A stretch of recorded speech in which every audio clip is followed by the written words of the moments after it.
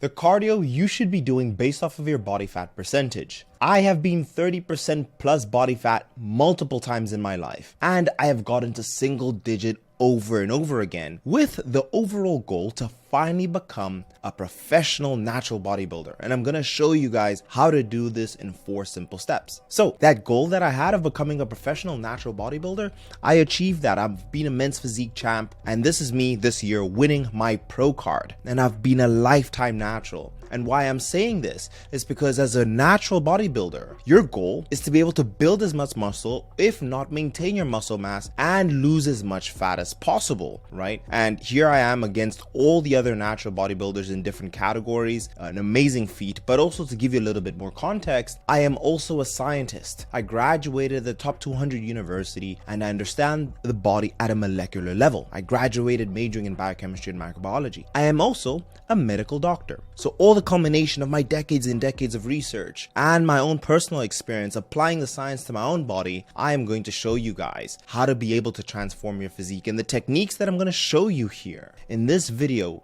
with the exact cardio you should be doing will allow you to drop 40 pounds of fat in 16 weeks. Look at my client Sandra, right? She was able to properly see body recomposition. She lost fat and built muscle at the same time, and now she's able to see her abs. And you can see that she lost 43.8 pounds, going from 270 pounds to 163. She dropped her body fat percentage by half, going from 31% to 16%. But not only Sandra, I've done this multiple times, and with each and every single one of my clients. Nicholas lost 29 pounds, and he actually lost all of his belly fat in 4 weeks using the cardio techniques, but this was his entire 16-week journey. He dropped 29 pounds. Why I'm mentioning him is specifically, we used very unique cardio tactics that were just for him.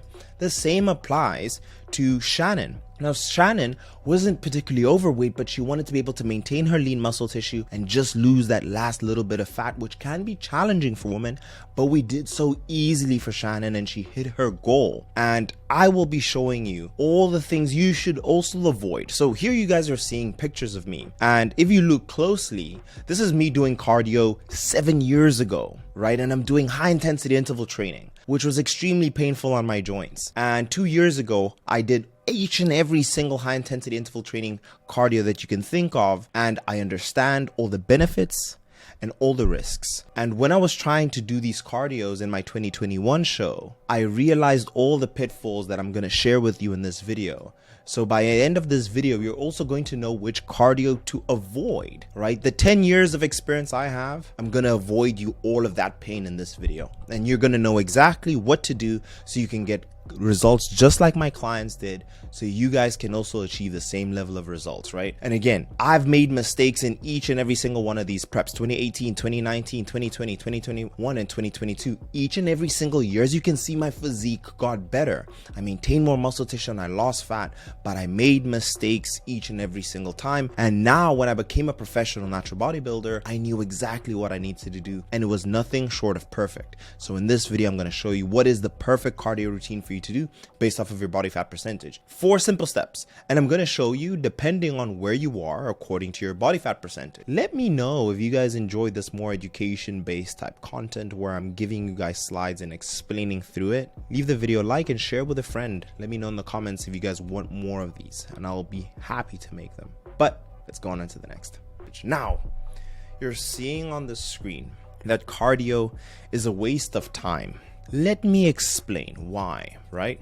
So there's research that was released, and the research paper is titled Effects of Aerobic Exercise Induced Weight Loss on the Component of Daily Energy Expenditure, right? Now, what this research paper showed, it showed that individuals who just maintained their same diet, but they added cardio, only lost 20 to 50% of the weight that they expected. So they expected to lose so much more, but they only lost 20 to 50%. To give you an example, let's say you said, you know what, I am going to do 1 hour's worth of cardio each and every single day for 5 days in a week, right? So that's 5 hours of cardio. Now, hypothetically, 1 hour of cardio should burn around 500 calories. And that gives you around 0.7 pounds of fat loss, right? If we do the maths, right? 500 times 5, 2,500 divided by 3,500, which is a pound of fat, gives you about 0.7. However, according to that data statistic that I just showed you from that research paper, you only actually really lose 0.14 to 0.36 pounds, right? Doing 1 hour of cardio a day. So you may be asking, so what, Mike, I shouldn't do cardio? There's another research paper that was released and it goes, nutrition and exercise interventions to improve body composition for persons with overweight or obesity near retirement age.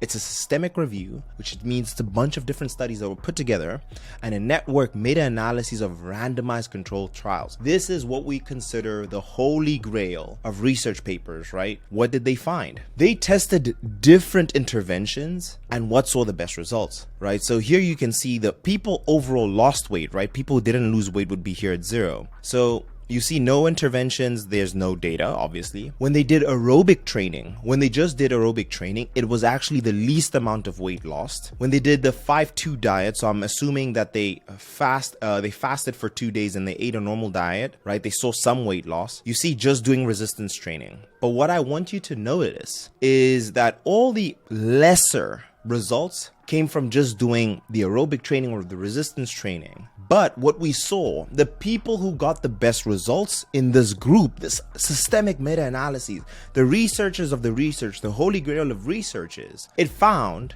that when you had perfect nutrition, energy restriction, right, a caloric deficit, plus high protein diet or resistance training or mixed exercise or aerobic training, you could see that these guys got the best results and they were all very near to each other. So what this research wants to illustrate is that you want a good diet with good resistance training, with a good cardio routine, and you will achieve the most amount of fat loss. That's the combination you want to be able to utilize. So that's the point I want to illustrate. Don't think that you're just going to do hours and hours of cardio and you're going to get the result. I see so many people in the gym on the treadmill for hours on end. It's super painful because I'll come back a year later and I'll still see them just on the treadmill and not seeing any results. Diet, resistance training, cardio, right? But you may be asking why? Why isn't cardio the only thing, right? Why can't we just eat the same diet and do more cardio? So yes, as you can see, you will lose weight, but we're in the game of optimization. We want to lose the most amount of fat, not just weight in general. But research showed that when individuals did cardio, over time, you would compensate by eating, right? So what happens is, and I've seen this myself, when you start doing a lot of cardio, you start adding just a little bit extra sauce to your meal. When you start doing more cardio, you start having bites of your partner's meal just a little bit more. When you're doing a lot of cardio, you start having more cheat meals more frequently. So this is what I mean by this compensatory overeating. Your mind actually finds ways to get you to put back these calories that you took away from it when you do too much. And I'm going to show you guys a way, watch the video to the very end, of how to be able to avoid this, right? The second thing that we saw when individuals were doing cardio is, well, a thing called metabolic adaptation. And the best way I can say is that if you sleep 4 hours a night, we all know that's not good for you, but your body will adapt. And the same applies to the things that you do to your body. If I train each and every single day, I'll gain muscle, but as time passes, there will be a diminishing return. So the same applies for cardio. So as you guys can see, I'm showing you your total daily energy expenditure. This bar graph you're seeing here is a perfect representation of your energy that's coming out of your body. You have your basal metabolic rate, which is the energy your body is using at rest for your brain to think, for your heart to beat, for your muscles to contract, for your digestive system, all these things that function independently, right? Your body on its own. Imagine it was just you're on a chair doing nothing the whole 24/7. Your body takes energy to survive. This is about 70% of our total energy that we burn per day. The second biggest factor here is called our non-exercise activity thermogenesis. And although it shows it's 15% here, you'll be shocked what big of a role your NEAT plays, right? And non-exercise activity thermogenesis is all the things you do that burn calories that's not exercise. Cleaning your apartment, fidgeting, right? tapping your foot, moving around. As I'm talking to you, this is what we call NEAT, right? You're just burning more calories because you're more active. And to illustrate the point, I just wanted to show you how important your NEAT is. So it shows you NEAT according to different forms of occupation. So someone who's chair bound will burn about 500 calories. Someone who has seated work and no option of moving, so they're seated at work and they don't move too much, can burn about 750 calories. Someone who has seated work but they get to move around a little bit more, right, can burn about 1,000 calories. The person who does standing work, homemaker, shop assistant, maybe a bartender, you can burn an extra 1,500 calories, right? So an extra 1,000 calories compared to someone who's chair bound. And if you're working in agriculture, you're maybe a construction worker, you can burn up to 2,500 extra calories. That is why the type of work that you do is also plays a massive role, right? So it goes to show you how much just moving on its own can be important. And what ends up happening is because you're doing so much cardio, your body actually finds interesting ways for you to relax and chill, to save energy. And personally, I noticed when I was in competition prep, I'd get lazy and lazier. I'd just try and lay on the couch all the time. I'd have to force myself to get up. I'd want to take the car more. I'd not want to walk. I'd like to save energy. So these are the two main reasons why with cardio you can take one step forward and two steps back, right? So I mentioned this so you can pay attention to it once you start your own cardio journey. The 4 simple steps we're going to pay attention to. Step number 1 is intensity. Step number 2, we're going to pay attention to modality. Step number 3 is frequency, and step number 4 is going to be duration. These are the 4 simple steps that once you master them, you can build your own cardio routine. You can build a cardio routine for yourself to be able to lose all your belly fat. You can build a cardio routine for your family members. You're going to hack it, right? I'm going to give you all my information so that you don't ever need anybody. So let's start with intensity. In bodybuilding, we distinguish intensity between low intensity steady state, LISS, cardio, and high intensity interval training, right? This is the different types of intensity in bodybuilding we like talking about. Personally, I prefer to look at a person's maximum heart rate during a session and for how long that heart rate is sustained. And let me explain. So something I want us to pay attention to is something we call the MFO, the maximal fat oxidation rate, right? And you may have seen this chart before. So let me explain this chart to you so we can understand intensity. So here on the left column, we see the heart rate. And as we go down, we see that as you increase your heart rate, right? You're seeing that the heart rate is increasing going down. We're seeing how much fat is being burned. And we start at 78.2% fat being burnt at 72 heart rate, right? Which is just kind of barely above your resting heart rate. And as you increase your heart rate, you're seeing this consistent decrease in the percentage that's coming from fat. And in completely inverse proportion, we're seeing that as you increase your heart rate, you're also increasing the amount and the percentage of carbs being burnt. And now as we go further to the right, we can see, of course, it makes sense, the total calories that you're burning per minute. So at the heart rate of 72, you're burning 1.4 kilocalories per minute. So if you're looking at how many calories of that is fat, is 1.1 compared to 0.3. It's like very little, right? But it's something. As you get to 127 beats per minute, you see that the fat percentage drastically decreases and the carb percentage drastically increases, but you're burning so much more total calories times 10.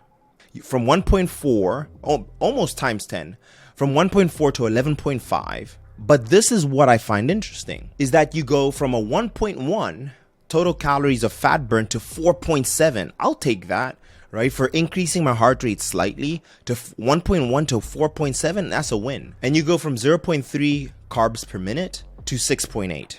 And again, as you go to 138 beats per minute, you see that you're burning slightly more, not drastically as much a jump from 72 to 127, but you're still seeing an increase from 11.5 to 13.4. And you see the fat burn goes from 4.7 to 5.0, so 0.3 extra. And you see a lot more come from carbs. You see a bigger jump from carbs going from 6.8 to 8.4. And the same applies, right? If you look at 144 beats per minute, you're going from 13 to 14. And if you guys have ever gotten to that heart rate, it's pretty strenuous, right? It's challenging. This heart rate, in my experience, you're having a conversation, but it's tough. You don't want to be, but when you're running on the treadmill, for example, you can have a conversation, but you'll need like a breather every now and then. You'll be like, oh my God. So what I was saying was that after, that's the rate of heart rate that you'll be speaking at. And you're seeing that there's not a drastic jump. And also what you're seeing is that you go from 4.7 to 5.4, and you're actually decreasing the amount of fat that you're burning per minute when you go to 144 beats, and then even less at 153 per minute. It looks like this 127 to 138 burns the most amount of fat, but at the same time, again, bigger picture, it's all about total calories burnt, right? We're seeing bigger jumps here with the carbs compared to the fats. And again, what I was illustrating earlier, the increase in heart rate results in decrease in fat and increase in carbohydrates. So what I found, and in my personal opinion, and I'll share this with my own research, doing this on myself with my clients, is that this 127 to 140 beats range is the sweet spot. This is the perfect spot, right? Because you're getting a good return on your investment, right? 1.4 to 11.5 is the biggest return I'm seeing. I'm losing the most amount of fat at 4.7 per minute and 5.0 per minute in this range, and I'm still burning a considerable amount of carbs at 6.8 and 8.4. When I get to the 144s, it's not as much. So this is exactly why I say with intensity, when you're doing cardio, the best range is 120 beats to 140. This is exactly why. You're burning the most amount of calories and you're burning the most amount of fat from those calories and a good amount of carbs. So this is why we like this. And what we like to call this actually is zone 2 cardio. And I'm going to touch on this more. But to illustrate this, this was a 1993 study that was released. And just to give you guys a rundown, these ones with the dots is muscle glycogen, right? Muscle glycogen, it's in your muscle and it's the carbs. It's the glucose format, the carbs format in your muscle, right? So it's these dots here. Then you have muscle triglycerides. So your muscles also hold fat, which is these white ones here. And then you have plasma-free fatty acids. So this is fat tissue in your bloodstream that's being utilized.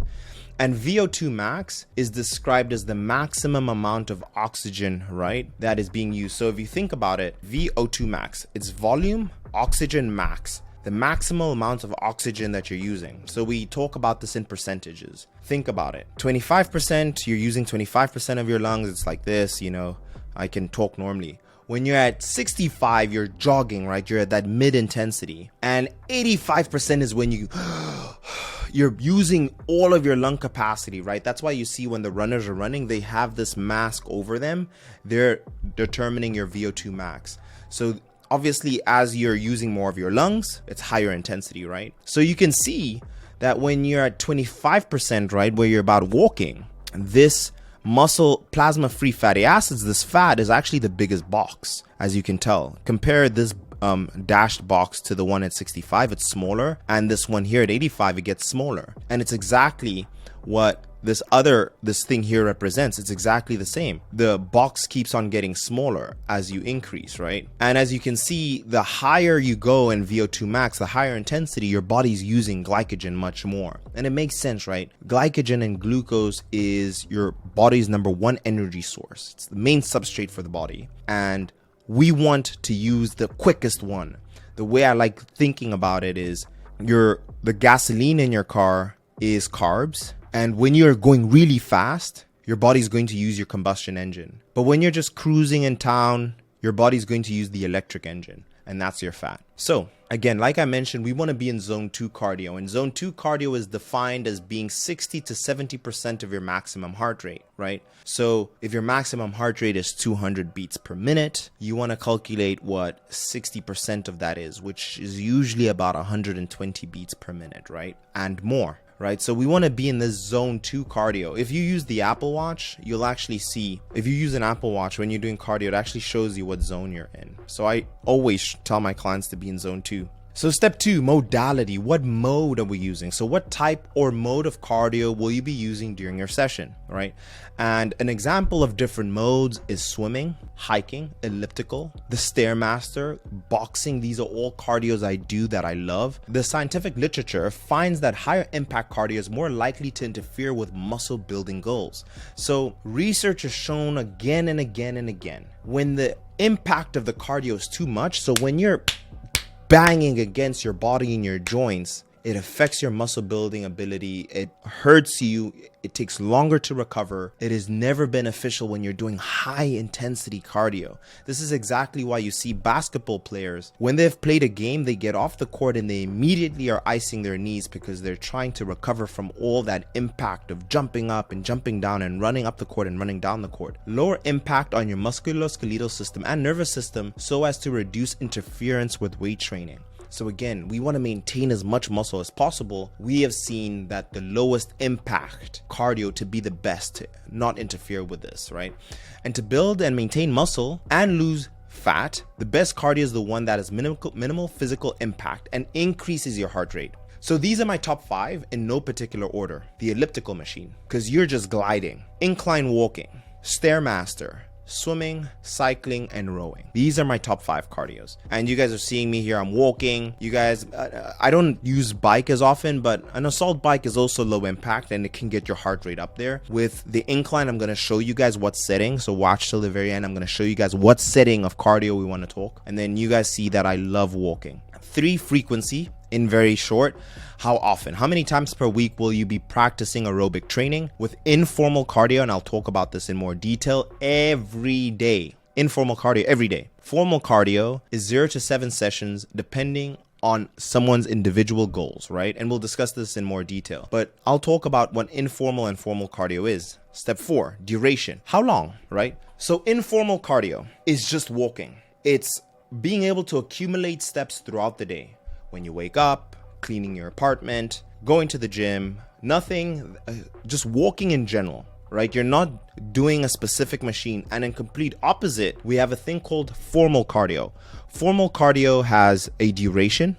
It has a frequency. So how long are you going to do it? How often are you going to do it? It has an intensity where you have a specific heart rate, and it also has a specific machine that you're going to use. That's formal cardio. You're in a formal cardio setting. And sometimes you can go on the treadmill and just walk without increasing any of the settings and still count that as informal cardio. When you're at 30% body fat or more, I want you to always start with informal cardio. This is the first thing I did, right? When I had the big belly, you want to avoid pain. You want to avoid pain to your knees. You want to make this a good, sustainable habit. You want to be able to just focus in on informal cardio. Most people don't even consider walking as a cardio tool because according to mayoclinic.org, the average American gets between 3,000 to 4,000 steps a day. In my experience, this is overall very low activity. With every single client that I've ever worked with, we've at least doubled that to be able to elicit the results that we want, right? So 10 ways to hit your informal cardio. Stand up for the last 5 minutes of every hour and walk. So let's say you start your day at 8 a.m. and you finish your day at 8 p.m. 8:55, 9:55, 10:55, 11:55. I want you to get up from your bum and I want you to walk for 5 minutes. Walk to the gym and back. Walk in between sets. So instead of being on your phone, texting, and kind of catching your breath, walk, right? This is active recovery. Walk 15 minutes before your workout as a warm-up. Walk 15 minutes after your workout as a warm down. Take the stairs when you can. Park your car further away from the office, from your stores, from your gym. Use an under-the-desk walking pad. I have a rule: whenever I'm using my phone, I need to be walking. And wake up 30 minutes earlier in your day and walk around your block, and do the same in the evening. You have no excuses now. Everybody should be getting 8,000 steps or minimum. And I just wanted to show you guys why this is so important. So quick math, this is a cheat sheet. 5 minutes of walking will give you 500 steps. I've done this for nearly a decade. This is accurate. 10 minutes of walking will give you about 1,000 steps, and that's at 3 miles per hour speed. That's just usual walking speed. So 1 hour of walking, 60 minutes, will give you 6,000 steps. And if you wanted to get 12,000 steps in an hour, you could jog/run at 6 miles per hour and get 12,000 steps. And this chart here shows you how many calories you can burn between the height of 5'6" and 5'11". So basically, the taller you are and the heavier you are, the more calories you burn per minute, per thousand, right?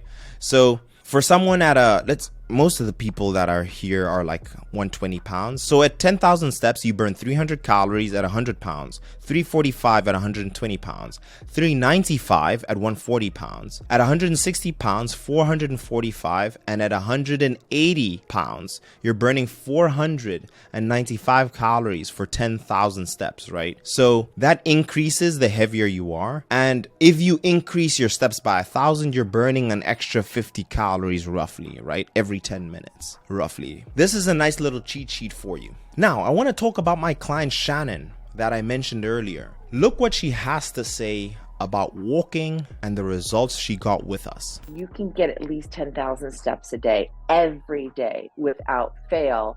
We're going to move that up. Walking is going to make the biggest difference. And I remember thinking, okay, whatever. I mean, I can walk, but that's not going to burn that much. I also had already had a goal in 2022 when this is December 2022, we're having this conversation of doing 10,000 steps a day. So I was already kind of going there. And then you'd said, okay, we're going to keep pushing that up. Last week, I was at 13,000. The week before, I was at 14,000 steps. As you can see, I'm in my office. I actually even have a treadmill at my desk. And so that's how I accomplished it. So I kept looking at trying to find ways in a very busy schedule. As you can hear from what she's saying, my client, she's doing exactly what I told her to do. If this sounds like you're tired of being suboptimal and you're not feeling healthy, your symptoms are impacting your career, your income, your earning power, the relationship you have with your friends, your spouse, and your children. You're frustrated with the stubborn fat on your body, and it's making you feel self-conscious. You have low energy, you have low sex drive, you're experiencing brain fog, and you're struggling to focus. And you just want your life back, and you've tried all these things. These are the things you've tried before. You've tried medications, you've tried different weight loss programs, Weight Watchers, you've tried counting macros, low carb, intermittent fasting, keto diet, paleo diet, calorie restriction, and surgeries, and none of those things worked for you. Then I highly recommend you knock on our door. So who are we?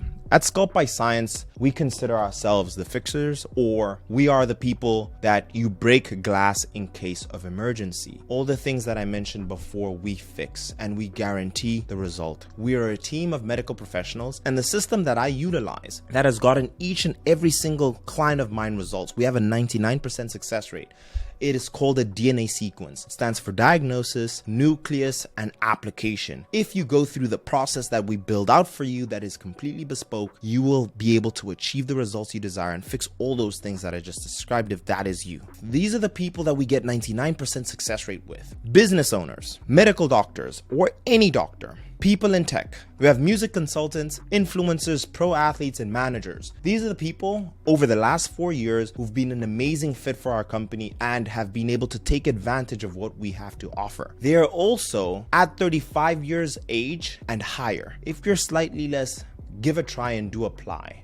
So if you're not in the categories of the people that I mentioned, do not apply. Why I say this is I want to save your time and I want to save our time. We're a team of medical professionals and we are a premium product, but we do guarantee the results. And for everyone else, I am building something for you, but you have to fall in those two categories. This is not for you if you feel like you know it all and you can fix it on your own. And if you're just looking for accountability and nothing else, we're not the program for you. If you're not ready to start your journey right now, apply when you're ready. Do not apply right now. And if you've never invested in your health, we are not the program for you. I say this because we are a team of medical professionals, we are a premium product, and we are 3 on the team. We can only take so many. So if that is you, if you want to fix all the things I mentioned earlier, you want to break glass and you finally want to get your results, go into the description of this video, fill out the short application, and you will be speaking to one of us on the phone, to myself, to Dr. Zeno, or to Coach Max, the team of medical professionals. So I will see you on the other side, but let's continue with the video. So again, like I mentioned, we want to be between 120 to 140 beats per minute at heart rate. Now, let's get into the meat. If you're at 30% body fat, you should only be doing informal cardio. Why?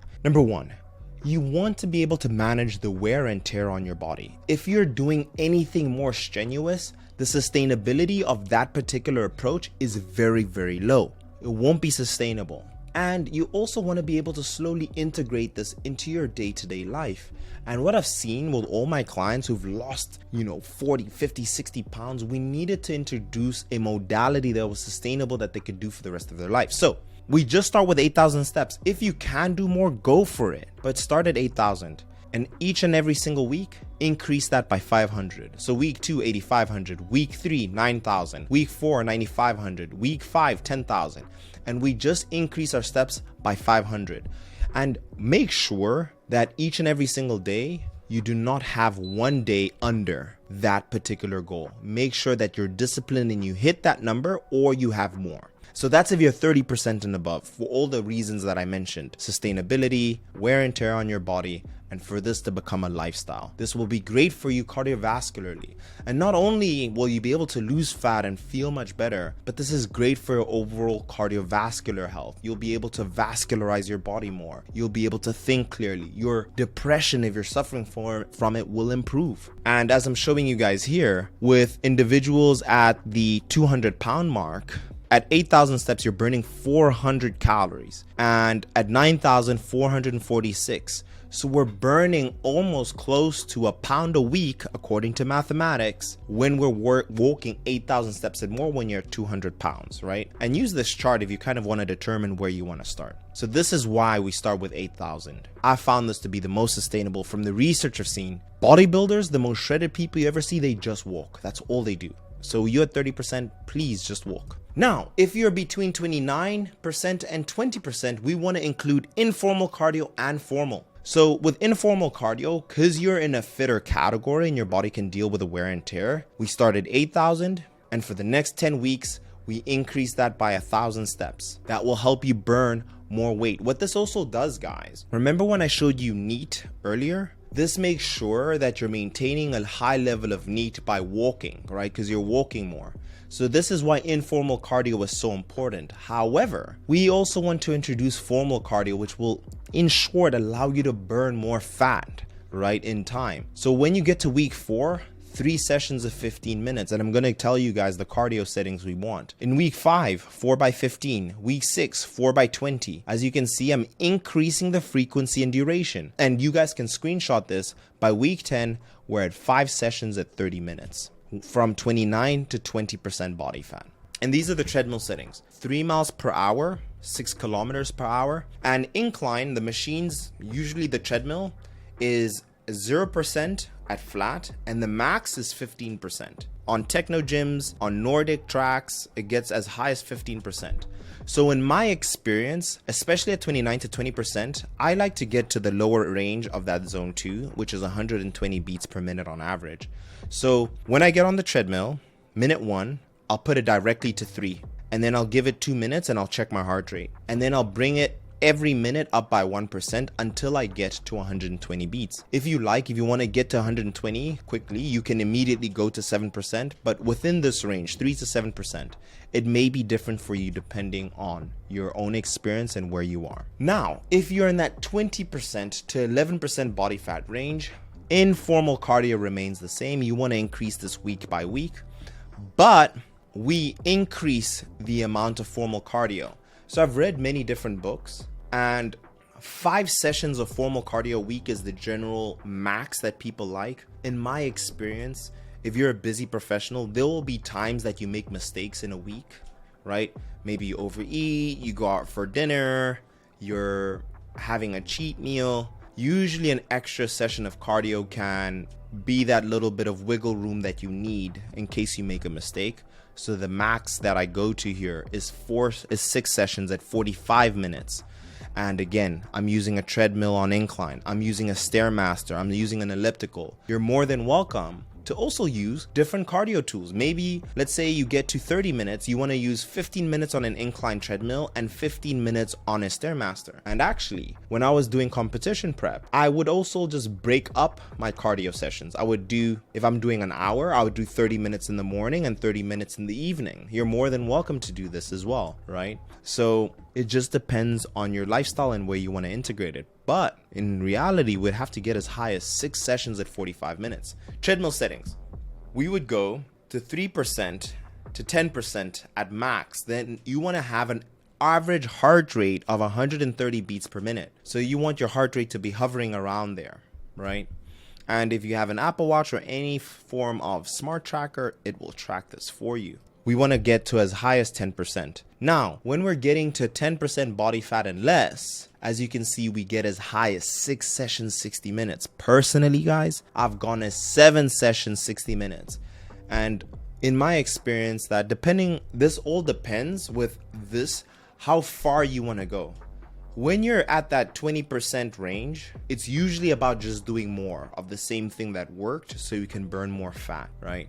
And at week 10, you would get as high as 6 sessions at 60 minutes. But literally, I put this for you guys so you can screenshot this and use this yourself to be able to get to your goals. And the treadmill settings will be 3 to 15% at a maximum heart rate of 140 beats per minute. That would be the max. So what about HIIT, Mike? You might be asking. So what is HIIT? HIIT stands for high intensity interval training. There are many different forms of HIIT, but they all boil down to exercising at a high intensity for short periods of time with very short periods in between of rest, right? So an example of a HIIT protocol would be Tabata, which looks something like this. You exercise at max intensity where you cannot have a conversation. You're like, you're gasping for air for 20 seconds.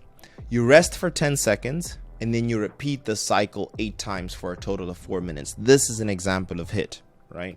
HIIT burns an inordinate amount of body fat. A study in 2021 found that very short HIIT sessions led to significant body fat reduction. Now, the truth is, because you're doing more in a shorter period of time, you're burning more, right? So you're burning more calories per unit of time, which is why HIIT can be valuable. Benefit number 2, it can improve your cardiovascular fitness. Again, due to the short nature of HIIT workouts, you may be surprised to hear that HIIT can improve your cardiovascular fitness, but it's all about targeting your VO2 max by pushing your body to its limits. Number 3, HIIT can help improve your health in a number of ways. It can improve your respiratory system by increasing the amount of oxygen that it can consume, improving your VO2 max. It can also improve your heart health, lower blood pressure if you suffer from high blood pressure, and improve your metabolic health by reducing the risk of obesity, diabetes, and hypertension. It also benefits your adherence amongst participants, and it can also help increase your muscle mass, right? So HIIT is an amazing tool. And the way that I would use it, when you get towards the last 4 weeks of a dieting phase, you're in the last 5 to 10% body fat percentage points that you want to lose, including a max amount of HIIT sessions at 3 sessions is good. No more than 30 minutes. So in my previous transformations, I would do HIIT too soon. So by the time I was getting near that single digit body fat, when I was at that 15% and you want to get super cut, my body was exhausted because I did HIIT too soon. So only start doing HIIT when you're at that 15% mark, and you want to do no more than 3 sessions at 30 minutes. There's research that's shown this, that you really start affecting your amount of muscle tissue. You really start affecting your recovery at that level. So 3 sessions at 30 minutes. But now you guys know how to be able to structure your cardio depending on your duration, your intensity, the frequency, and also the modality. You guys can choose which modality, and you guys see how to set up your steps for informal cardio and how to slowly increase your formal cardio. Don't jump, because you're going to deal with the adverse effects of wear and tear and fatigue and tiredness and compensatory overeating and decrease in NEAT. Do it slow and stepwise. Let me know, do you guys enjoy this format where it's very education based? If yes, leave the video with a like, share this with a friend, and I'll see you guys in the next one. Cheers.